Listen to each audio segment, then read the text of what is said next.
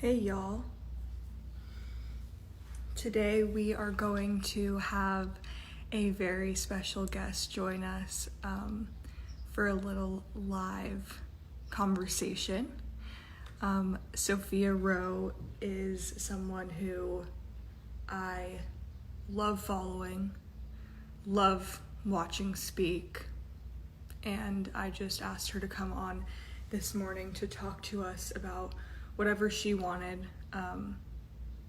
We'll get more into specifics of that. I'm just gonna wait for her to join. I miss my sister. Hi, Bella. Soph, if you see me on here, I know I didn't text you back on your last text, but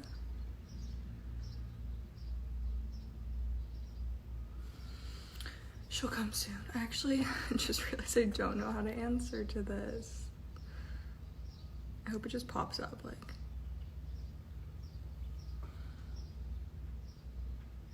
Okay, send me a request. I see you.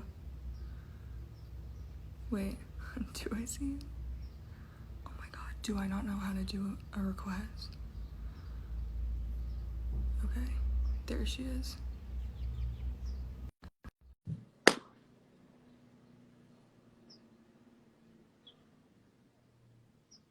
Did it! You did it! Every time I'm so proud. It's only like my third live stream with someone and I get so scared. So confusing, right? You're like, oh my God, what in the hell? Did I do this correctly? I know it's really scary. I know, it's super scary. Thank you so much for doing this, You Bob. look so cute always. And oh man, you do. Thank you. A lot to me. And you know, I think that these conversations are made to feel so scary and so complicated, and they don't have to be. Do you know what I'm saying? No, for sure. So I think I really wanted to talk about a lot of things, but I really wanted to start with ceremonial gestures and white saviorship, because I think that that's like, because I do think that there are a lot of white people really doing great work, right? Showing up, they're supporting, they're all tagging and reposting and graphics, and I think that's awesome, and that isn't lost on me. But I do think it's important to talk about ceremonial gestures, because in some ways, like Black Lives Matter Street, for instance, right? We have streets that are Black Lives Matter Road. You know, now we're gonna have a Black Lives Matter holiday. Things they're definitely not void of progress, but they're not what Black and brown people have like asked for. Right.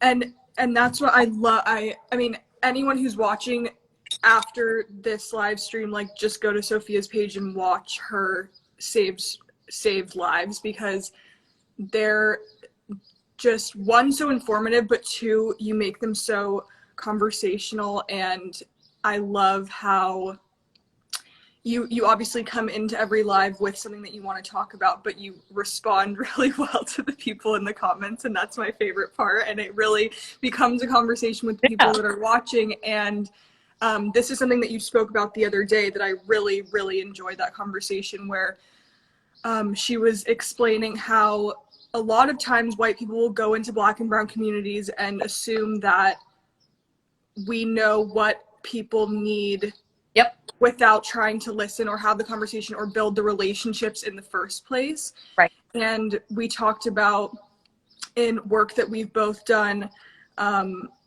you know, for welfare of others, the importance of going into those situations with the questions of, what do you need? What can we do for you? And, you know, what do you want the world to know about you? So that it's those people that are creating those narratives about themselves, instead of us saying, oh, because I'm a white person, I'm going to give you this because it's what I have in my life, and that means that you probably want it too.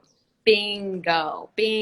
That assumption, and that's even as far back as the 1200s and 1300s, we see proof of this when we think about Westerners and missionaries. And this is about all the time. You need God, or you need Jesus. And, oh my God, these poor heathens, they're in poverty. They need Jesus, you know? And it's like, no, they already have their religion. They already have that. like throw a Bible at them, right? Like, you know, I think it's also like, again, you're looking at things through this sort of film of privileged veil. Like it must be Jesus that they need. That must be the answer, right? Because that's me. So I think that, you know, when you're walking into a Black or brown neighborhood, to have this sort of idea that you know what this group of people might want, because that's what you know, like maybe you want a Whole Foods in your neighborhood. Perhaps these Black and brown people don't want a Whole Foods in their, you know what I'm saying? They want their local grocery store they've had for 15 years. Yes, I can confirm that we do not want Whole Foods in our neighborhood. So we definitely don't. But I think that when we're looking at sort of the idea of like, how can I help? Sometimes we want to put ourselves really into it.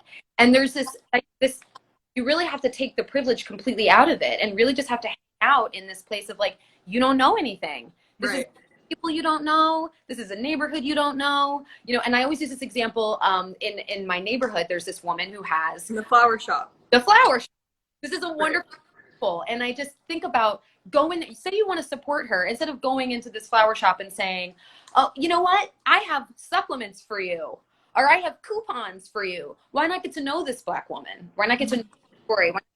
Wow, like she lives in Brownstone right across the neighborhood. She's late on her property taxes. She lives with 6 other people. Wow, you know, she might need some marketing help. And my husband does. Or she might need help with her social media. Oh, that's what my son does. Right? Like, it really comes down. It doesn't mean money. It doesn't mean always giving money. It's about like helping with like resources and connections and things that we have from privilege in the first place, of maybe like a broader scheme of education or whatever, those tools that can be used to help other people. And also what you said the other day about, what was it? Yeah, I mean, you just said it with like, so with just being like, I can offer this. And what I was going to say is that once you create the trust between someone and they actually know that you're someone that is supportive of their business, comes in, talks to them every week, actually has a conversation, then the trust builds, and then they will start to open up about like what they need. And if you're listening, you'll pick up on those things, even if it's not a direct like, I need exactly 1,000%. Much is really tied into what that relationship is.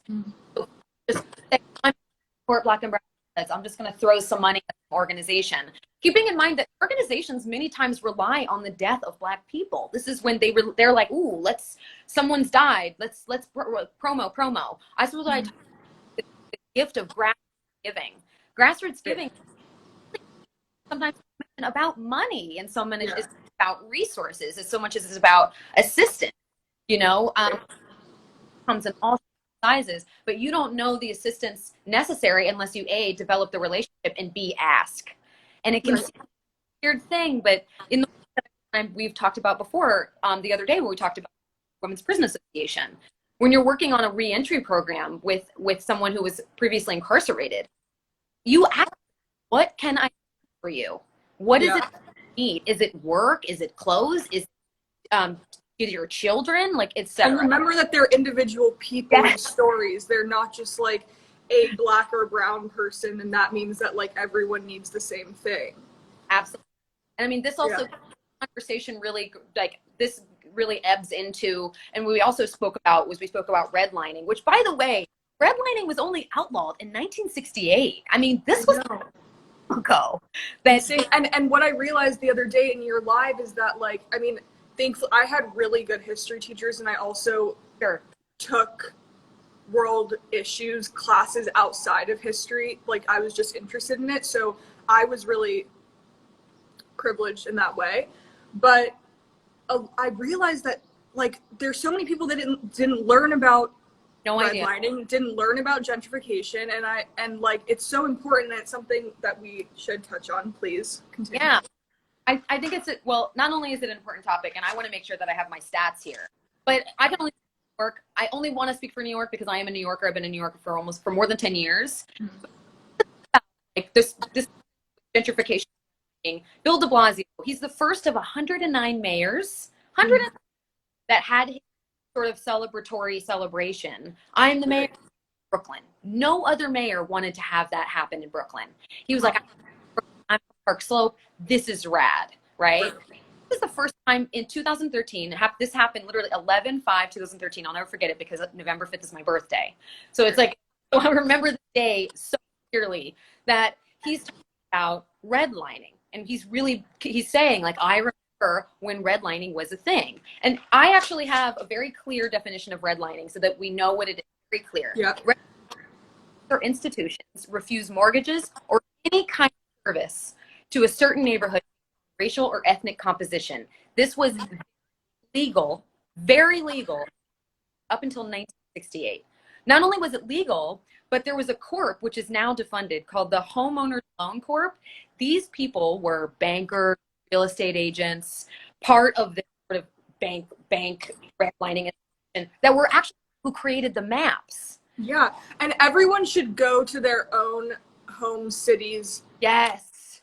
And see what their redlining maps, how they've changed and how they were in the beginning, and then what areas have now become, how they've changed. Because like you were talking about the other day, like even I learned last week, like Central Park used to be like a very thriving, amazing Black community with churches, with like schools, with all these things. And then one day it's just like, and the importance of also then why these communities that are first like, oh, this is like dangerous, or like what do they label them as? I don't know.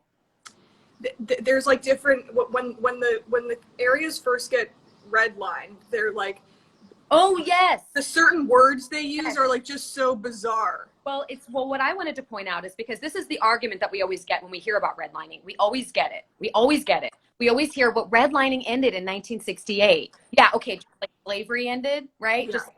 Just proclamation, like that meant anything. Yeah. Important to understand that America's only 243 years old. Right. This is a young country, right? Yeah.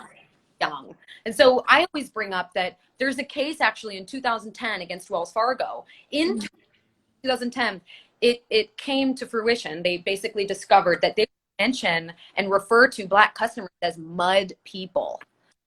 This is on the record. Like, you can look this up. They were referred to as mud people, and they pushed horrible loans and called these loans ghetto loans. So these ghetto loans had crazy high interest rates, right? 2010. So much for that thing being abolished in 1968, right? So much being a thing. Redlining is absolutely still see it. There's also retail redlining. You see that all the time as well. The assumption that a business doesn't want to move in because they don't want a Black or brown customer. Not because a Black shop there, but they're not interested in having a Black or brown customer, right? That's a whole element of retail redlining that exists right now. It literally right now. And or someone, sorry, continue. No, I just think that it's interesting because this also follows, you know, gentrification intrinsically isn't about color. It's really more about class. But as who developed the class structure in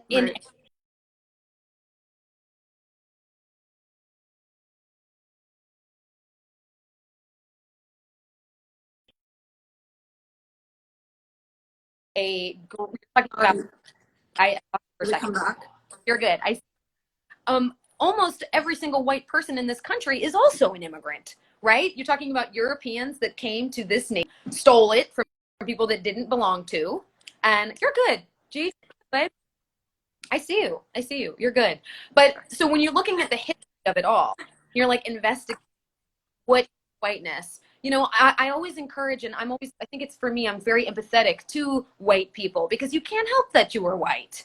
It's not something that you were just born. Look, and that's what it is.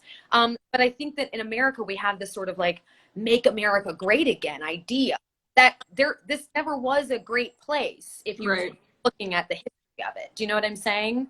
This place was stolen from people, right? Also, the people that live here for one reason or another have forgotten that they are also immigrants. Like, like you're also an immigrant. Like, and for you to say like, oh, I'm American and therefore we own this land. Like, what about where your Right. ancestors came from, and also the fact that white people didn't discover this country. Like, you can't discover a country that was already lived on. Yes, exactly. So Right. there's this revision that we see so often. We see it's the way that children are taught in the South. I mean, we have, you know, the daughters of the Southern Confederacy, right? I mean, literally came in and said, you know, we need to be thought of as winners. So we're just going to write books to let everybody know that we're awesome. And this is what children are taught. Still now, like, that's why I say, like, you know, I maybe came from a school district that Sure. that found the Yes. real history more important, but like, there's definitely parts of this country that they just don't want to teach that. Like, they just don't want that to be known, and it's crazy. It's no coincidence that many of the states that are in support of Make America Great Again are Southern states, which, as we know, were some of the pillars for slavery. This is not purely design. I mean, this is like, things are happening exactly how they were kind of laid out to happen. You know, I find it very interesting that there's so much pride in what it is to be an American. But this is a country that is so young, you know, and it's so interesting that the people that founded this country are so quick to ignore that they themselves are European immigrants. The only, if you're really looking at who's a true American, it's Native Americans, right? Yeah, exactly. And so this also plays into what happens when we do feel bad about something. We're like, oh, we feel bad about what we did, so we're just going to give you this like reservation. We're going to give you this like, we're not going to give you anything. We're not going to, like, how about you take a small reservation? Yeah, we give the rest of the country. We don't have to pay taxes. It's good, right? Like, we're going to give you this tiny little, we'll make it tax free. It's all good. We'll make it tax free. We're going to give you your own police, but all the police can also be white people. It's like, yeah.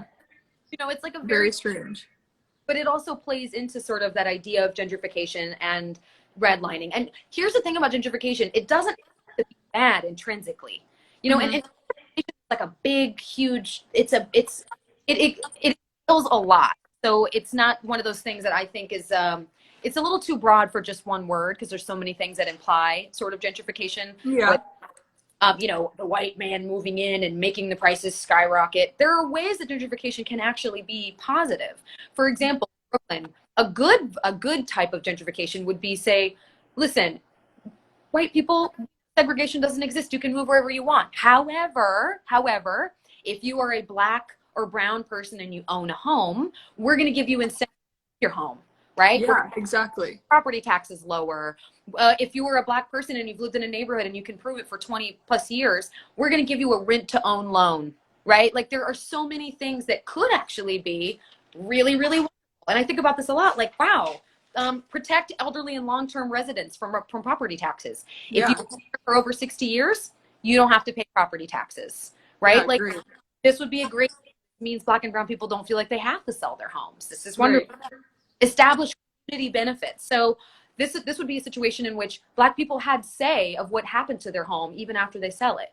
Like, I'll tell you, my home is, as long as you promise to turn it into a school, or turn it into, or turn it into a nursery or a hospital, for instance. Yeah. And does this include like helping to like, I've tried to do work with organizations where, like, to go in and just like better the parks and like the outdoor spaces that are already there. Exactly. So this is the probably king shit sort of element of gentrification that I think of. So it's sort of the gentrification properties, right? The property of gentrifying, making something shouldn't also have to entail that it only belongs to white people, right? Like, you should be sort of elementally insert the properties of gentrification, making parks nicer, making roads nicer, without then also opening it up for white people to move in and buy. Yeah, when it shouldn't be about that. Yeah. It's not about that, exactly. So the gentrification process should just be something you should do because you should do it, right? It benefits, that's also something that benefits the community that's already there. That doesn't entail, let's make this nice for the new folks that are moving in. Right. Let's make this nice for the folks that have always been here. Because as we know, there are such a thing as black neighborhoods, more Asian population neighborhoods, Spanish neighborhoods, because we know redlining was a thing up until 1968. And so Yeah. thing, there are literally maps that are drawn out that have Black neighborhoods, Asian neighborhoods. That's a thing. And Yeah. so when you're coming to East New York in particular, which is where I live, and it's a very Black centric neighborhood, Yeah. you see that there isn't a lot of thing up that happens unless it's in preparation for new capital, right? Right. It's preparation for more money and for more people to move in. And as white people move in, they have cars. I mean, they can just go wherever they want. They can go. They don't need to worry if there's a grocery store in the neighborhood because they're going to drive to Whole Foods over in Bed-Stuy or from Bushwick. You know what I mean? Like, they're not going to. Well, this is like what there was a girl the other day that commented on one of your lives, and she was like, "Well, I'm white, but I live in a Black neighborhood," and you were like, "Yeah, but like that's also the problem is that like white people have to realize that they have the privilege to be able to have more opportunity to get jobs that can get higher pay." Absolutely. That then they don't have to move into those places. And once that starts to happen, then it's like, then they don't want the food that's already in the restaurants that are there. So then those restaurants start to move out, or like you're saying, the Whole Foods, the grocery stores, the whatever shops are already there, the daycare centers. The daycare center, that's a big one. Childcare is a really huge one. Ultimately, I get the question a lot. So why are Black and brown neighborhoods so dangerous? And I always say they're not dangerous. There's just more police. And so, listen, I mean, you know how it is. If you're looking for a problem, you're going to find one. Do you know what I mean? I mean, you're talking about more police. Obviously, there's more crime. There's the same amount of crime going on in any neighborhood, but white neighborhoods are not as policed as Black neighborhoods are. And so this is a big reason why these Black neighborhoods are supposedly more crime. This someone in the live the other day, like, you know, when I go to these Black and brown neighborhoods to support them, Black and brown people stare at me. Makes me feel uncomfortable. You're like, do you know how Black and brown people have been looked at or like treated in like you can't get stared at for 10 seconds? Like get your chicken noodle soup and move on. Like they're just like, what? Like they're just like, oh, I can't believe this person's here. But you know what? If you start coming around more often, it's gonna be normal. And that's they'll be like, hey Susan, like it's not that big of a deal. Like as long as people see that your presence is there. And not only this, they expect it. And that's the part that I really think is such a big deal is like, if you want to talk about supporting a Black neighborhood, it's even if it's a beauty store, like I said, et cetera, et cetera, et cetera, et cetera, whatever it is. Ultimately, the places there that are the businesses that you're shopping at, you need to tell them to expect you. Expect to see me twice a week, right? Yeah. Like, I know that when I'm thinking about how uncomfortable it might be to a white person in a neighborhood, you know, I just think, well, that's what Black people feel like all the time. You know, like they're just always scared. That was my first thought when that girl said that the other day. I was just like Black and brown people have to be stared at. They always have to know. When you're a Black or brown person, you always have to know, wow, I am a Black and brown. I need to make sure I present in a certain way. I need to make I'm mindful of what I look like as opposed to what everyone looks like. There's so much to think about when you're a Black or brown person, you know? Right. And so this also plays into gentrification. This plays into, we know that white people are not going to support these stores. So these stores are going to close. And what's going to open up? It's going to be restaurants. They're going to be expensive restaurants, right? And we know from here, then we have displacement. Then the rent, we have to re-sign that lease every month because we don't have banks won't give that to Black or brown people. Banks won't let Black or brown people own the homes that they've been in for 20, 25 years. So when that new lease comes around, it's $300 more, $400 more. And this is when displacement starts. And this is how the whole neighborhood starts to change. And before you know it, you've got this gentrification that just moves its way out. I first moved here 10 years ago. It was really just Williamsburg, Brooklyn Heights, little bit in downtown Brooklyn, but now it's like, I mean, Carroll Gardens, Red Hook. I mean, the whole Brooklyn is really gentrified. Really just have this little bit of Brownsville, East New York left. Right. And because of that, you are having a displaced people. Honestly, the neighborhood to live in now is Queens. And I never thought I'd that, but that's really what's happening. But then there is also, and this flip side of gentrification. There's this idea that white people say, hey, but I want to live in a diverse place. Sorry, say that again. You cut out. This idea that white people move into a neighborhood because they want more diversity. Oh, right. They want, well, they're like, so I want to have more diversity. I want to be, I want to have schools where their teachers are Black. You shouldn't need to move into a Black neighborhood for that to be the case, right? Yeah. You need to go to the school board where you currently live and demand a more diversified education for your children, right? Like, this, you don't need to say, oh, well, hell, fuck it. I guess I'll just have to move into the Black neighborhood to get Black teachers for my kids. Yeah.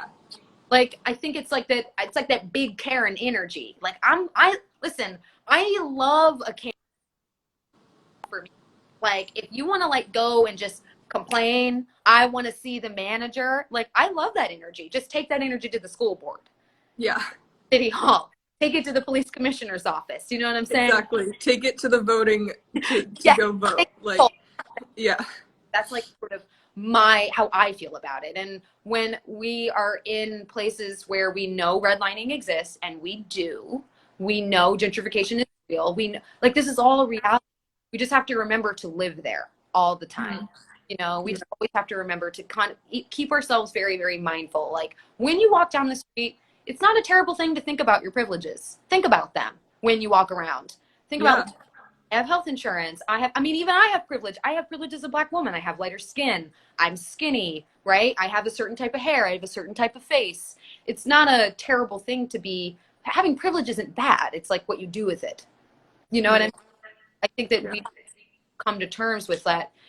The privileges that you have or I have or anybody might have, there's a way that they can be beneficial to those who are not privileged. We just have to, like we talked about at the top, you have to make sure that you're leading with what do you, right? Yeah. And then be okay with you not being the one that can do it. Like, I've had so many instances where I tithe to my community, and tithing is it's biblical. So tithe to your pastor, right? Mm-hmm. You pay 20% of what you make to your pastor. That keeps the lights on, that pays his bills, right? So I tithe to my neighborhood because my neighborhood is, they're in essence who I pray to. This is where I live. These are the people. These are my people, right? Mm-hmm. But what comes with that tithing, that grassroots effort, is I have to get to know my community. I have to get to know these people. Yeah. I won't be, who am I tithing for? It's not as simple as just me writing a check to an organization. Yeah. Like, that's not what I'm looking for. And I think that that's what I'm talking about when I'm talking about, oh, what can white people do? Because like, I think there's also this intrinsic idea that Black people are saying white people are bad. And I just don't subscribe to that. I don't think that people are bad. I don't. I just think there's some displaced sort of ideas. I just don't think that we really know as white people, not myself, but as white people don't really understand what to do. Right. And I that start asking, don't say, hey, what can I do? Say, hey, what can I do for you? Yeah. What can I give you? Is there something here? Don't go to a Black or brown person and ask them what books to read, what to listen to. These books have been written for, Angela Davis has been a long time. You know what I'm saying? Like, things have been in existence. We've got bell hooks books all over my house, right? Yeah. Like, these things have been around. I think more than it's understanding that it's not about people. I don't think that it should be looked at like Black people need white people to do the right thing. Yeah. White people just should do the right thing, right? It's not, Black and brown people have been in their neighborhoods and they're doing just fine. However, equality is really what white people are saying they're interested in. If Black lives really matter to you, like you say they do, then you should be doing these things. Right. You shouldn't just insert yourself and just say, look what we did for you. We built you a monument. We did this street after you. We named a holiday after you. Like, it's not. Yeah.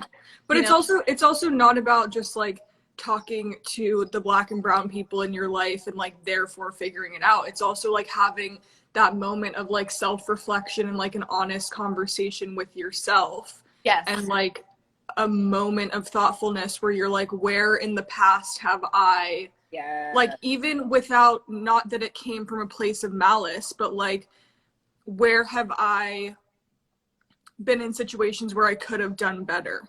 And I think that that's something that like me, especially like in fashion with like specific friends that, you know, I've in the moment felt like, okay, I was there for them. Like they came to me after, you know, they were treated this way at a fashion show or whatever. And like, I was there to listen and whatever. And maybe in the moment I felt like I didn't really have like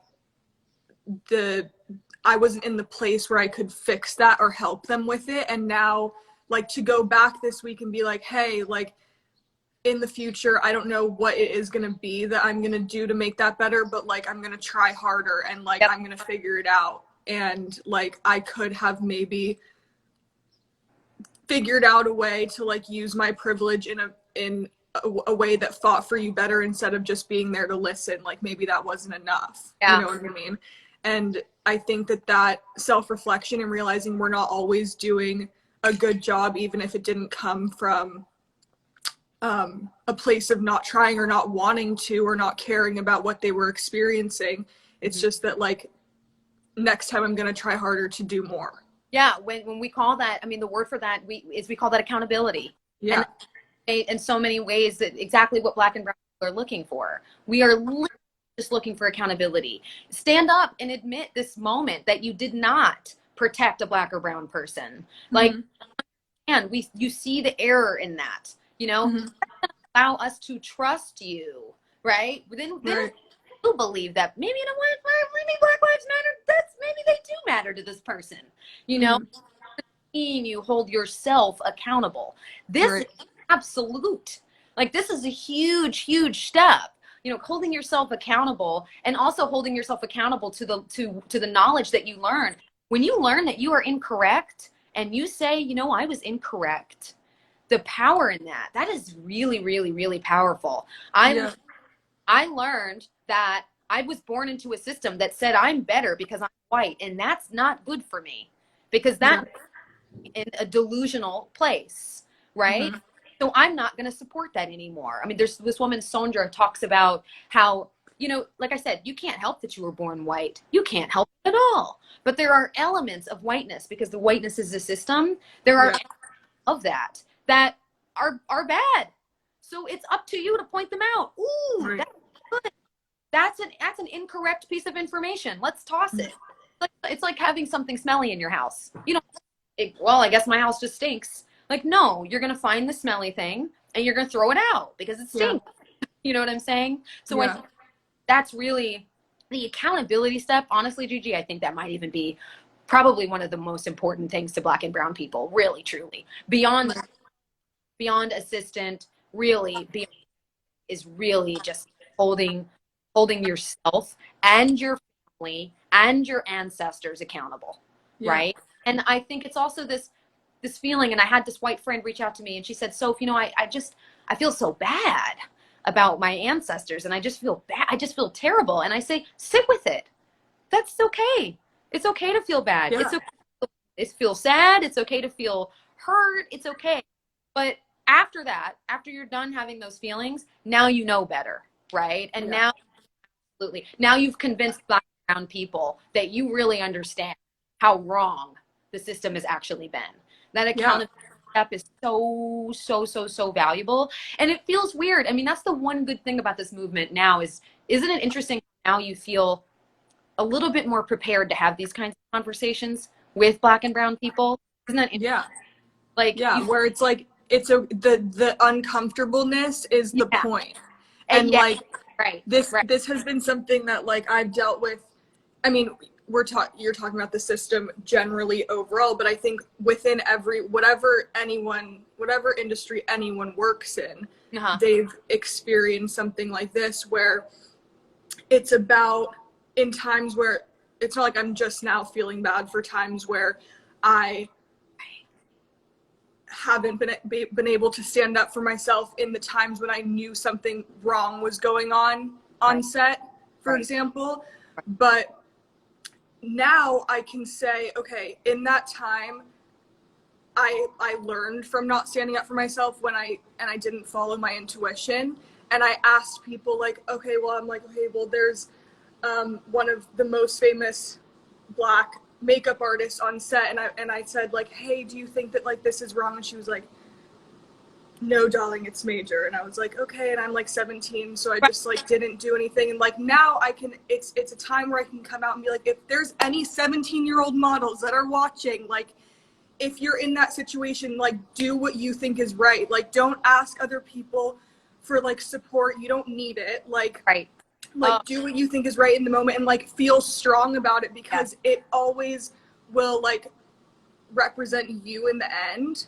Yes. And it's not something like to be ashamed of if you have that feeling. You know what I mean? Like, I've been in situations where I knew it was wrong, Sure. but I didn't think that I was allowed to have those opinions because the industry of fashion scared me. Yes. You know what I mean? And I think that probably in a lot of workspaces, you don't feel like you're successful enough, or you have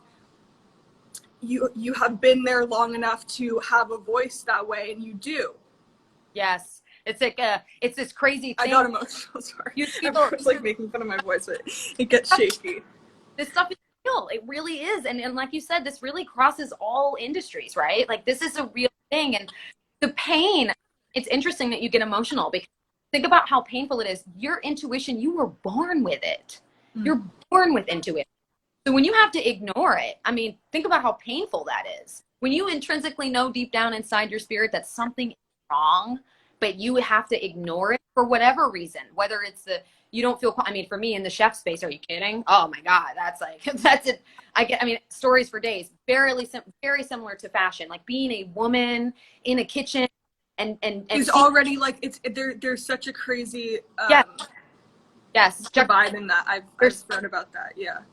It's like, holy shit, I feel like I can't say anything because I've had to work so hard to get this point. So I don't want to speak up and upset anyone, or think that I'm disrespecting anyone by having an opinion. Yeah, because what if they never hire me again?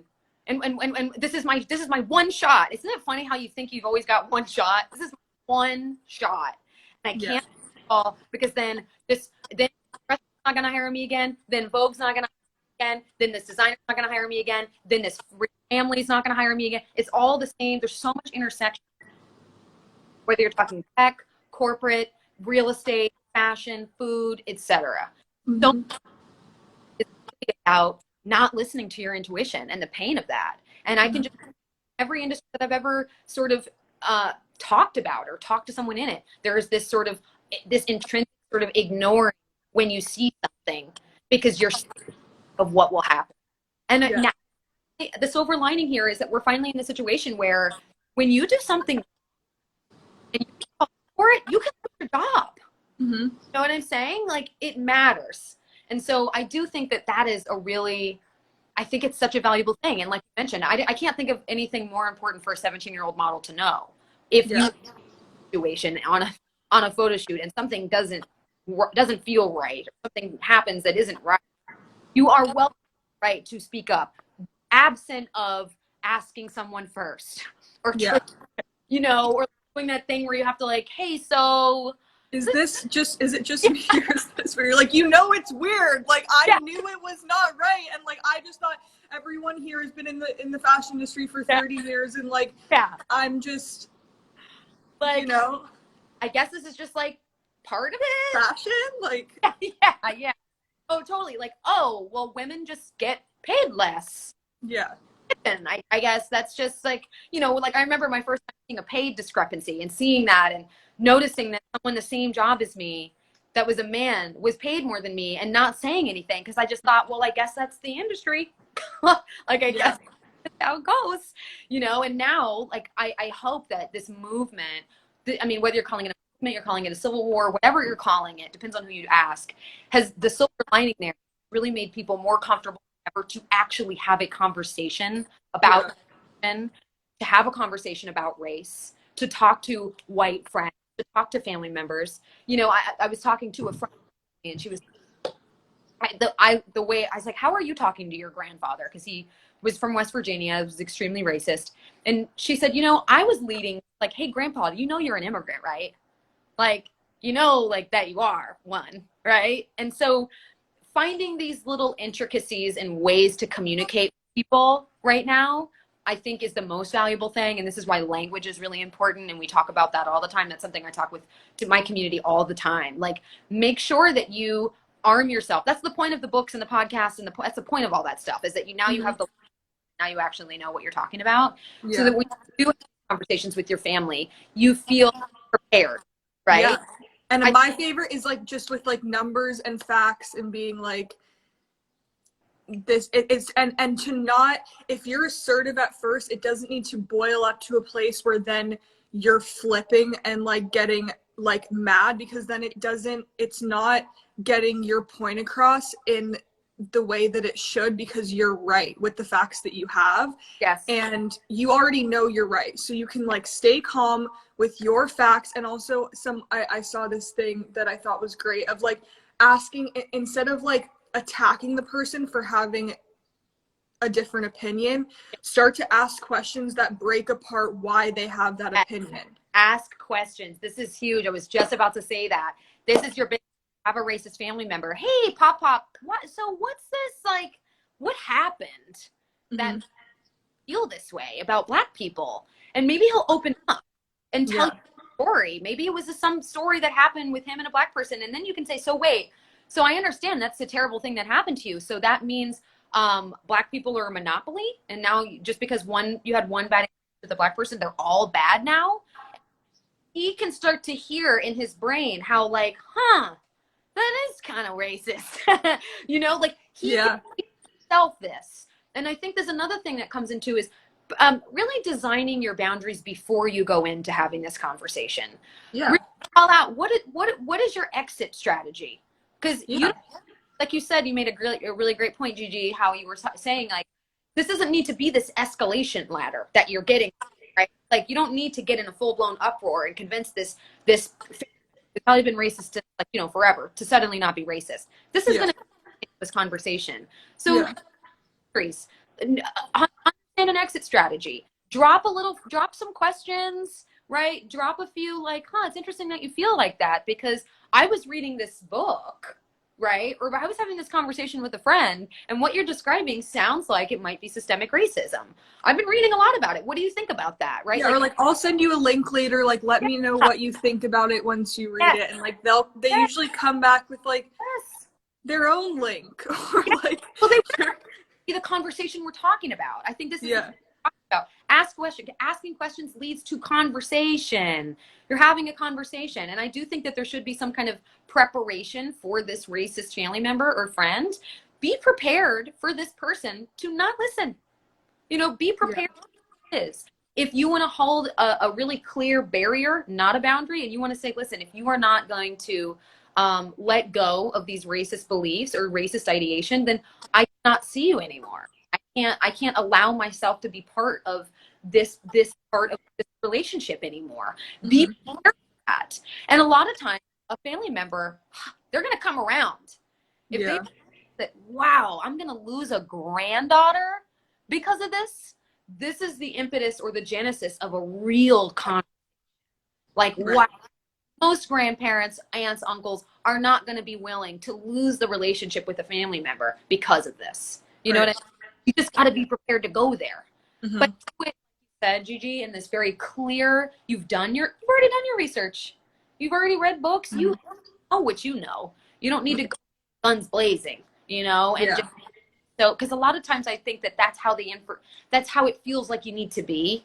Yeah. You know? Like, you need to be this sort of angry person. And I think that's, when I think about me, I'm a very pedagogical sort of educator person.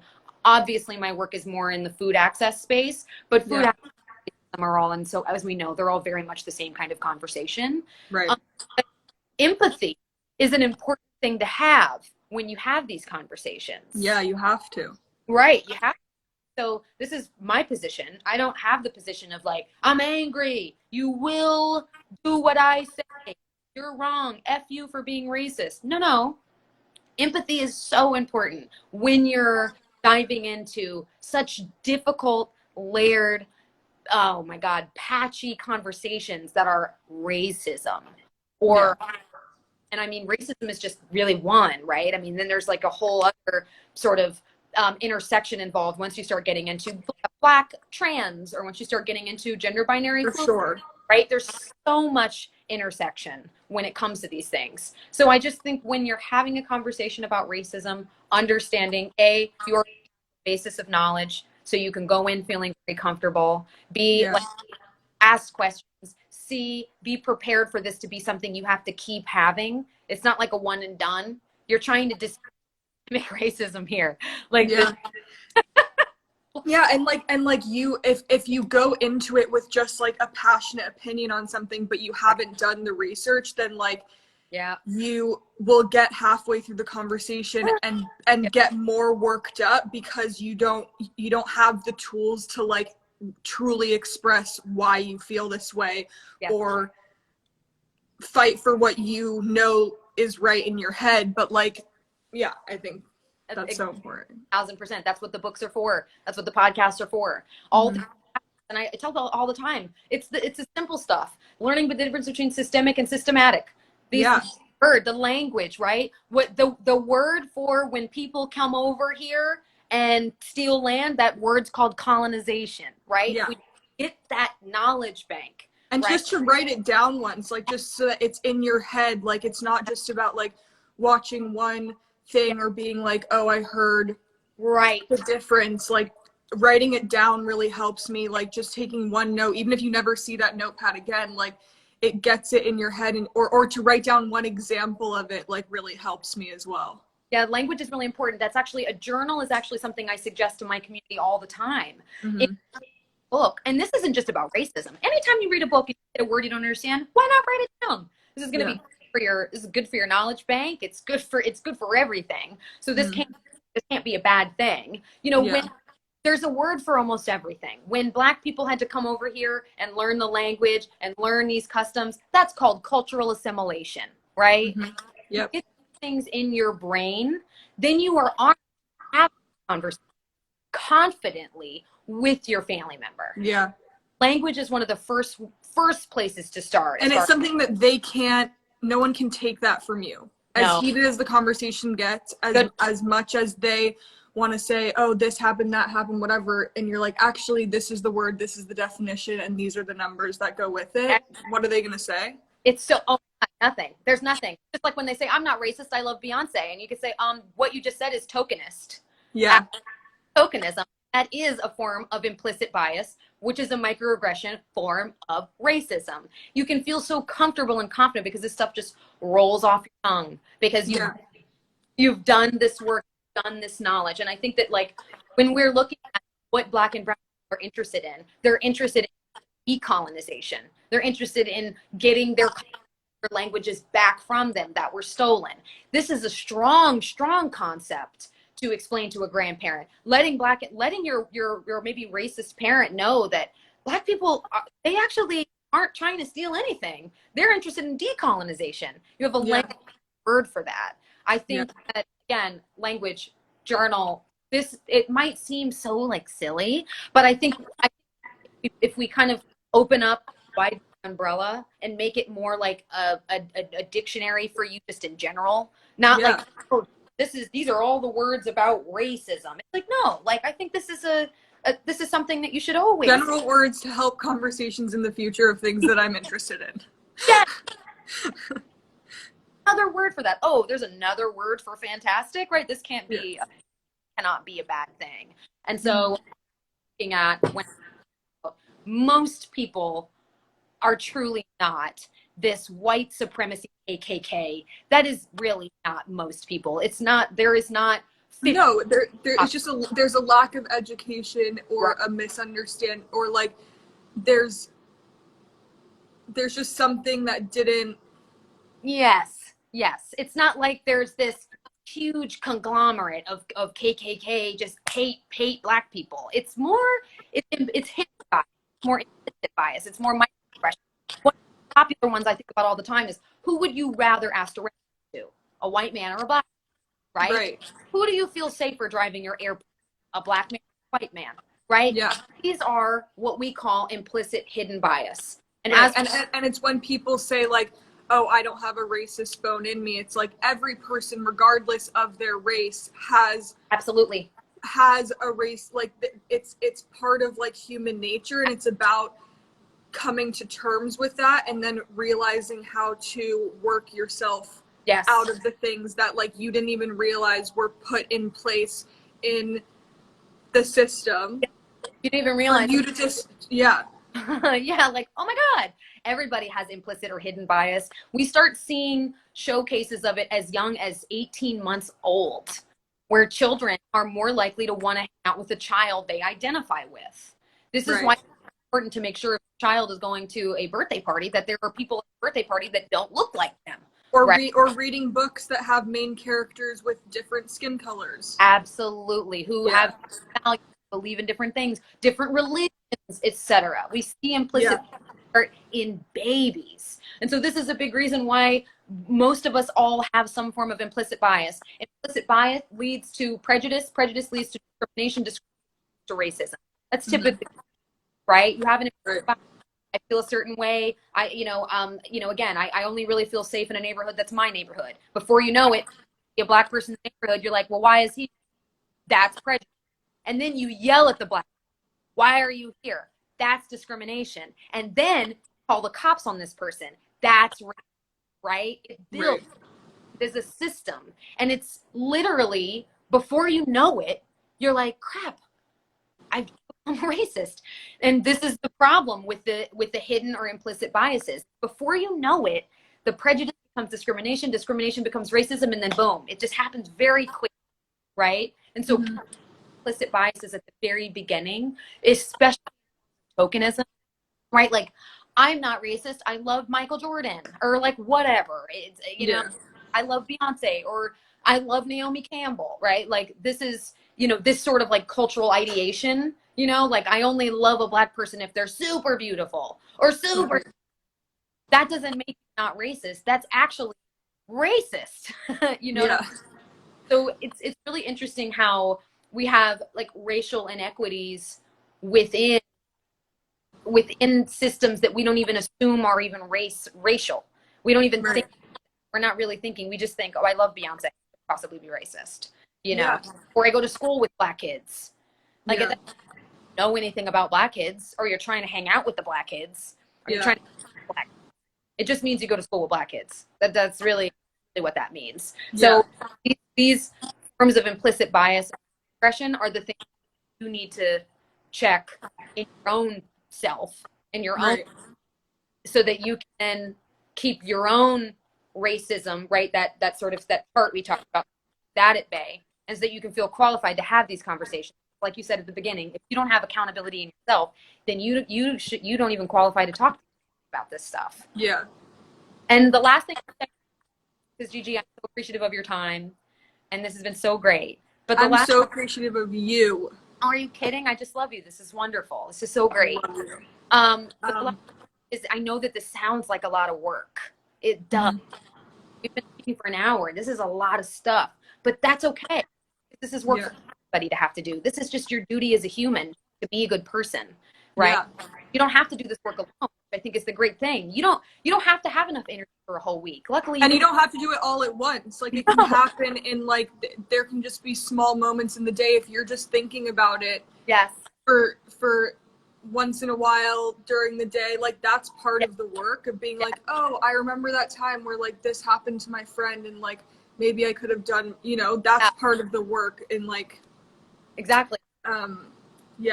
It's like the knowing. Just keep tabs mentally of just your privileges when you walk around. Keep tabs of, like, what could I have done differently in that situation? It's very subtle. It doesn't have to be. I don't think black and brown people aren't asking for your entire Instagram feed to suddenly be Black Lives Matter. I don't care.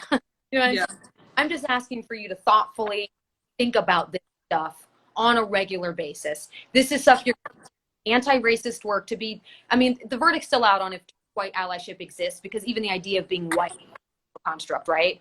But if anti-work is your goal, you got to know you're going to be doing it forever. So remember to take care of yourself. Remember to drink water, stay hydrated, rest. You're going to need all that stuff in order to be this great anti-racist person, So this idea that I have to have enough energy in one day to do all this work today. It's not like that. You get to go to sleep at night and you get to wake up tomorrow and you get to continue your anti-racist work, which is the best thing about it. It's no Black or brown person is expecting this stuff to all make sense immediately or for you to do it all in one day. So that's the important part. So yeah. So anyone that checked in late, Sophia Rowe is a chef. She's an activist. She is a founder of the Pillow Talk sessions, which everyone should follow as well, just for great conversation on. We have one today. I'm very excited. Today at 1? We're talking at 1 o'clock. We're talking about intimacy. So I'm very excited. I will be watching as I do all of your lives, and she's also one of the contributing activists for my Gigi journal with V Magazine that comes, I think it's going to be July 6th on stands. And she wrote an amazing piece for it. It's really powerful.